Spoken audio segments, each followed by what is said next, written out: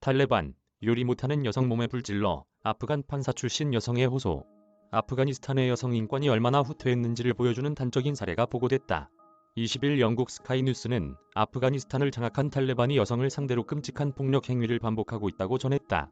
이날 스카이뉴스에 출연한 아프간 인권운동가 나즐라 아유비는 지난 몇 주 사이 아프간 여성은 성노예로 전락했다.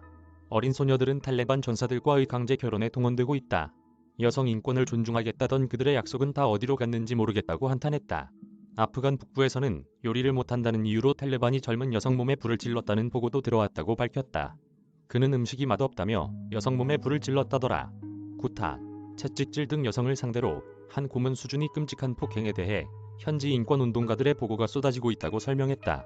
이어 여성 활동가들조차 탈레반 보복이 두려워 숨을 수밖에 없는 실정이라고 덧붙였다. 그는 지난 몇 달간 수백 명의 여성 활동가 및 인권운동가가 탈레반에 암살당했다고도 말했다.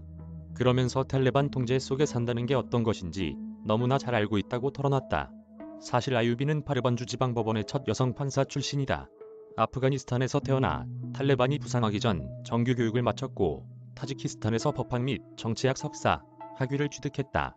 자유와 인권을 옹호하는 그의 가족은 이슬람 과격단체의 표적이었다. 아버지는 1992년 무장단체 총에 맞아 사망했고 오빠는 탈레반에 이어 두 번째로 큰 과격 이슬람 단체 히즈부의 이슬람이에게 납치돼 고문을 당하다 살해됐다. 아유비 전 판사는 자유를 믿는 우리 가족은 이슬람 과격단체들의 암살 명단에 올라 있었다. 많은 압박이 있었다고 회상했다.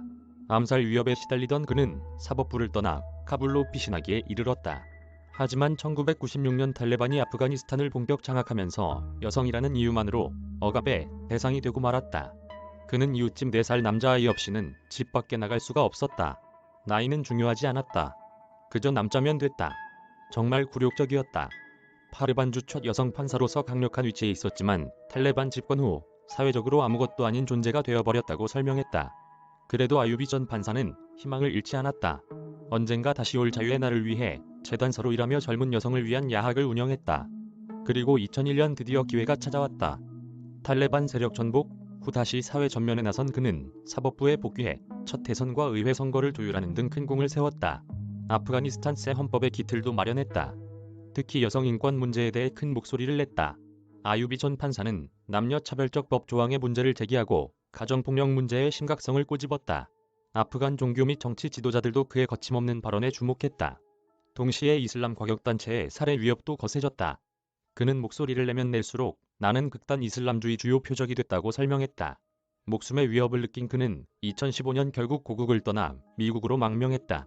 미국에서도 아유비 전 판사의 아프간 여성 인권 운동은 계속됐다. 비영리 단체에서 활동하며 현지 인권 운동가들을 지원했다.